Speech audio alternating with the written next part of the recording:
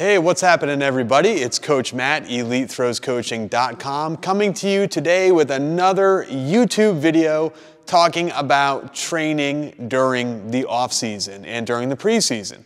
Now, if you went back and watched our last video, I'll put a little card up in the corner so you guys can go back and check that out. We were talking about chocolate chip cookies. Now, that doesn't really make too much sense until you go and watch that other video. But if you did watch the other video and you heard the analogy of chocolate chip cookies, basically what I said was that writing workout programs for throwers is sort of like baking chocolate chip cookies. Everyone has their own little secret recipe. Everyone has their own secret ingredients, their own amounts of ingredients. But really, what happens a lot in this industry is that people start arguing about exercise selection. Not necessarily things like, should you do a squat or should you do a lunge? They'd say things like, well, a front squat is better than a back squat, and a clean from the ground is better than a clean from above the knee, or flat bench is better than incline bench, or if you do incline bench, you should do dumbbells because that's the right way to do it. It doesn't make any sense. And basically what I said last week was that it's like people making chocolate chip cookies arguing over what brand of chocolate chips they use. Well, I use Toll House. Well, I use Nestle. I use Hershey's. I use Whole Food brand. Mine are better. I use the best chocolate chips. My chocolate chips are better than your chocolate chips because my chocolate chips... That's what happens in this industry. Everybody always wants to know. You go to YouTube and you check out these videos. Just try it out. Go to YouTube. Type in strength training for throwers or something like that, or off-season strength for track. And all you're going to see are videos pop up that say the 5 best exercises for shot put, the 4 best lifts to improve your glide, 15 great medicine ball exercises. Everybody likes to show off that they've got the best exercises. But what I said in my last video, I am going to stick with, and I'm going to tell you this today, you guys. That is the exercise selection. What type of squat is better? What type of bench press is better? What type of deadlift is better? What type of medicine ball throw is better? All this stuff that we argue about day in and day out on Facebook and Instagram and YouTube videos and the comment sections, that's probably the 5th or 6th thing that you should be thinking of. There are so many other things that are more important than what type of squat you do. And that's what we're going to talk about today.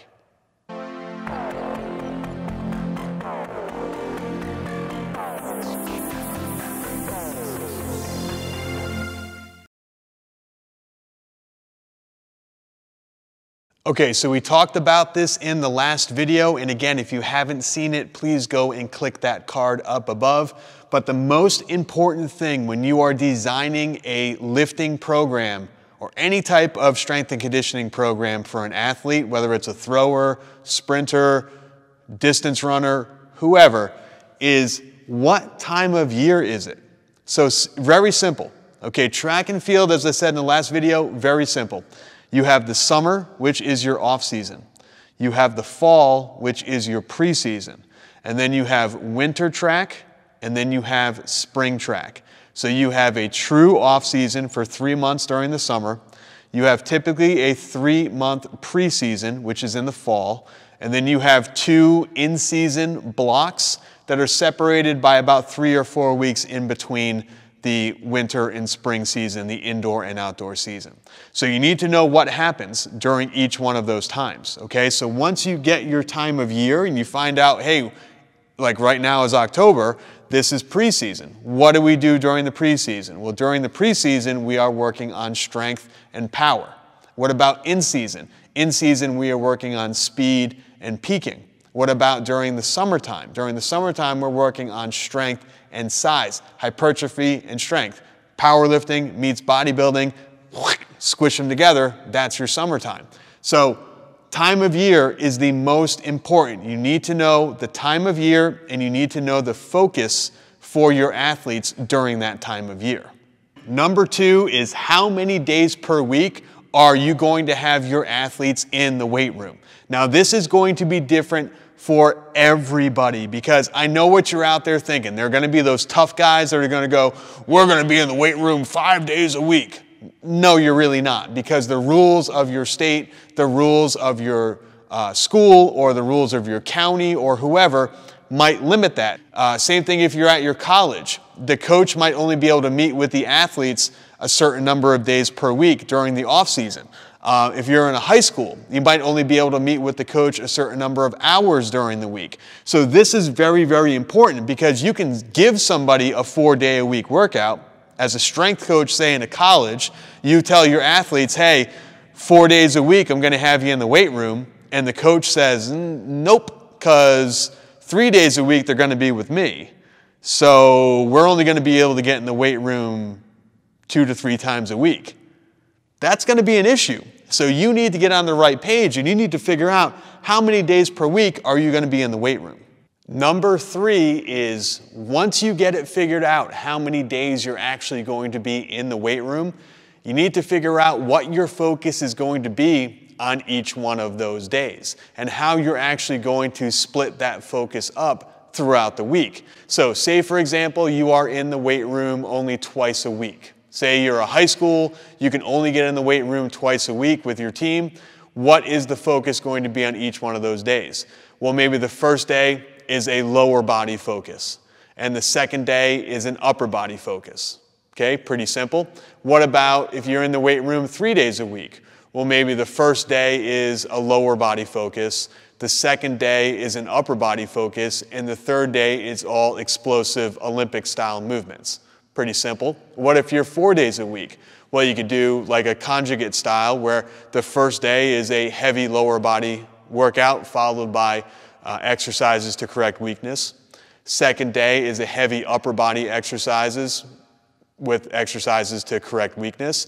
And then you have a speed lower body day later in the week and a speed upper body day later in the week. Okay. What about 5 days a week? Well, you're probably not going to get there, but hey, 5 days a week, maybe you can split it up and put some more fun stuff in there. Maybe 2 days a week, you're going to be in the weight room actually using weights, using weight plates and dumbbells and kettlebells and all that good stuff. Maybe 1 day a week, you're going to be doing all medicine ball work, all plyos, all jumping, all med ball stuff, all of the kind of stuff that you don't really need to be in the weight room to do. So how you actually focus each one of those days is number 3. That, in my opinion, is the third biggest thing that needs to happen before you start choosing what exercises you're going to put in the workout. All right, we're going to do a little bit of a walking shot around the gym here, because number 4 is going to be what type of equipment is actually available for you to use, and how much equipment do you have. So let's take a look here. If, say for example, hope I'm not making you guys dizzy, I like to walk and talk, but let's say for example you are a high school throws coach, like many of the people that watch this channel, and you've got 30 athletes that are coming out and working with you, 30 throwers that are working with you during the off season, and you're in the weight room twice a week. Now, as a throws coach, let's say you absolutely love lat pull downs, and you have one lat pull down machine in your high school weight room, but you've got 30 kids. Are you really going to program in a lat pull down or some type of pull down if you only have one pull down machine? Probably not. Now, say you have 10 squat racks. You're probably going to be doing a lot of squats. What if you have 10 Olympic lifting platforms? You're probably going to be doing a lot of Olympic lifts and variations. If you have 10 benches to go along with those 10 squat racks or power racks, you're probably going to be doing a lot of bench press. But say, for example, you only have one Olympic lifting platform. You only have one Olympic lifting bar. You only have one set of bumper plates, but you've got 20 or 30 kids.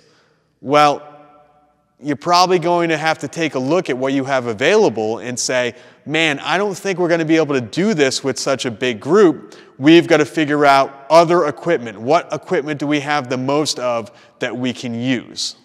Okay, number 5 is how long is each workout going to be? Now again, you're gonna have the tough guys that are gonna go, we're gonna work out in the weight room until all the work is done, and all this macho kind of crap that you hear from a lot of coaches where I'm going to program them, we're going to kill them in the weight room, we're going to be in there 3 hours if we need to be in there, we're going to get the work done, we're going to do every set, every rep, all this other garbage. In the real world, that doesn't really make sense, okay? If you are, for example, a high school throws coach or a strength coach at a high school and you have kind of blotted out like, okay, Monday, I've got an hour with the soccer team, I've got an hour with the track team, and I've got 90 minutes with the football team. And then if you're a college weight room and you go, listen, the track team lifts from 7 a.m. to 8 a.m. or from 5 p.m. to 6:30 p.m., you need to know how long is each of your workouts. That's what's going to actually help to determine what exercises you pick. Because if you pick exercises and you pick sets and repetitions and everything else, you need to figure out, is this going to be able to fit in the time allocated? Is there going to be overflow? Is the soccer team still going to be working out when the track and field team is going in there and the soccer team's not done because you programmed way too much stuff? So you need to know how long is each workout. At this point, you still have one more thing left before you pick your exercises. And that is, you need to know based on the time of year, based on the focus of each day, what equipment is available and how long each workout is and how many days per week you're going to be in the weight room. You need to figure out the amount of sets and repetitions that you're going to be doing for each exercise. Now, I know what you might be thinking. You have to think about sets and reps before you think of the actual exercise that you're going to be doing? And the answer to that is yes. Because, look, there's a reason I did this one in black and this one is in black. Because the time of year, that determines if you're going for strength, hypertrophy, power, speed, peaking. Depending on what it is, that is when you start to figure out your sets and repetitions. So, for example, if you are going for hypertrophy, you're not going to do sets of 2 to 3. Okay, 2 to 3 repetitions, that is strength. Somewhere in that 12 to 20 range, that is hypertrophy. If you're looking at speed, you are doing a lighter weight for 1 to 3 reps. And you are doing it with as much speed, as much velocity as possible, but you might be doing something like 10 to 12 sets. So you need to know, hey, we're peaking right now. We need to go lighter. Hey, it's the summertime. We need to build strength and build some size. That's going to determine the exercises that you're going to select. Because if you are doing, for example, sets of 2 to 3, you're not going to do like a walking lunge. You're not going to do a push-up. You're not going to do exercises like that because, again, that's not strength. If you're doing lighter 1 to 3 repetitions for 10 to 12 sets, you're not going to pick something like a leg press. Okay? You're not going to pick something like a lat pull down. Doesn't make sense. You need to know the sets and the repetitions that go along with the time of year. And then you can start to choose your exercises. And guess what? Here's the big kick in the pants to all of you out there is we just finished number 6. Now we're ready to pick ingredients. Now we're ready to pick exercises. But we're not arguing over the brand of the ingredients. So now we know, hey, it is, well, let's go through it. Right now it's October. So we are working on building strength and power. Okay, so strength and power, you're in the weight room 3 days a week. Okay, let's just kind of hypothetically go through this. So strength and power, you're in the weight room 3 days a week. It's a Monday. So the focus of Monday is going to be lower body strength. Okay, so lower body strength, I've got squat racks available. I've got a belt squat available. I've got a bunch of heavy stuff available that we can hold in our hands. Okay, awesome. So that's what's available. I've got an hour to do the workout with my athletes. Okay, great. And now I know, because we're working on strength, we're probably going to be somewhere in that, right now, that 3 to 5, 3 to 6 repetition range. And we're probably going to do anywhere from 5 to 6 sets of about 3 to 6 repetitions. Okay, so I know I'm going to be doing a squat. That's the ingredient. Squat. I don't care what kind of squat. Once you pick the type of squat, which I think is number 8, that is when, number 8 is when you can start to argue about the brand name of the ingredients. Oh, front squat, or a back squat, or a belt squat, or a box squat, or a safety bar squat, or a cambered bar squat, or a wide stance, or a narrow stance, or a pause squat, or an Anderson squat, or a squat in the chains, or a squat with bands, or a squat with chains on the bar, squat with chains and bands. That's when you can start to argue the brand name, the type of squat. That's number 8. Number 7 is picking the ingredients. You making an apple pie? Oh, I like McIntosh apples. I like Fuji apples. Like, I don't know. You're making a cherry pie. I like this type of cherry, that type of cherry. I use this type of flour. I use this brand of brown sugar. Who cares? At that point, guys, who cares? We're at number 8, and now we're selecting. There are 7 other things that are more important than the type of incline bench that you do, the type of bench press that you do. Oh, we do close grip. Oh, we do a neutral grip. We do wide grip. Who cares? At that point, you've missed the point completely. If that's what you really care about, if that's what you think really matters, is the type of bench press that you do, the type of squat, you blew past the first 7 things that you need to be mindful of before you start writing a workout program for yourself or for your athletes. All right, so hopefully this makes sense. Again, hopefully this explains a little bit about my thought process as well. When I design training plans and training programs for my athletes that train here at my gym, this is what we look at. So it frustrates me greatly when I see great high schools and great colleges that are sending home workout plans for their athletes, and they're just complete trash, where the first exercise is a one leg holding one dumbbell on a balance band, and you jump and you turn 90 degrees, and then you land with both feet, and you rotate back, and you switch the dumbbell to the other hand, and that's not strength. What are you doing? That's a circus act. That's just you saw something cool on Instagram that you thought the kids might like. Okay, do that at the end of the workout. You're selecting exercises because you think it's going to be fun, because you think it's going to make you look smart.